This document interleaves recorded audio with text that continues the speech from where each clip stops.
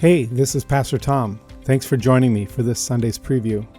Pastor Ryan has given us much food for thought and application as we've studied 1 Peter, but there's always more to discover in every verse.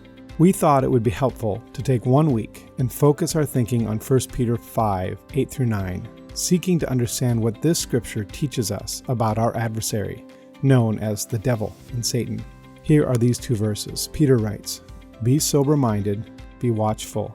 Your adversary, the devil, prowls around like a roaring lion, seeking someone to devour. Resist him, firm in your faith, knowing that the same kinds of suffering are being experienced by your brotherhood throughout the world." This is the first time the term devil is used by Peter, but the term devil is used 37 other times in the New Testament, and he's called by other names. Peter's quick reference to the devil indicates that his audience is familiar with the devil at some level. Who is this devil?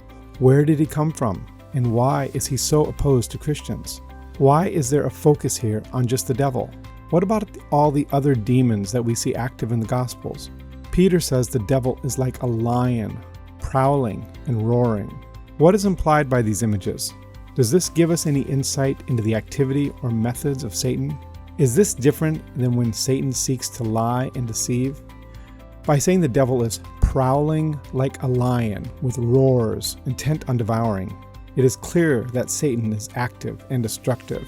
But back in chapter 3, verse 22, Peter said that Jesus is at the right hand of God with angels, authorities, and powers having been subjected to him. Would not the devil be among those subjected to Jesus?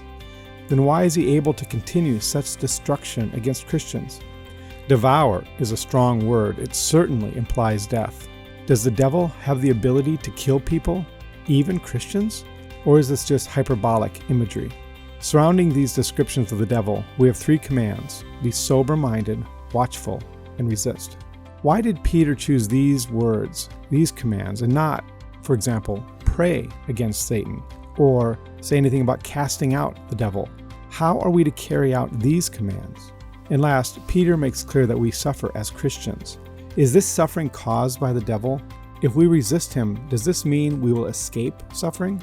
There are so many questions when we seek to learn about what God has revealed to us about the unseen spiritual world and our adversary, the devil. We want to pay careful attention to what God has told us about him so we can indeed resist the devil. Thanks for joining me. God's blessings on your week.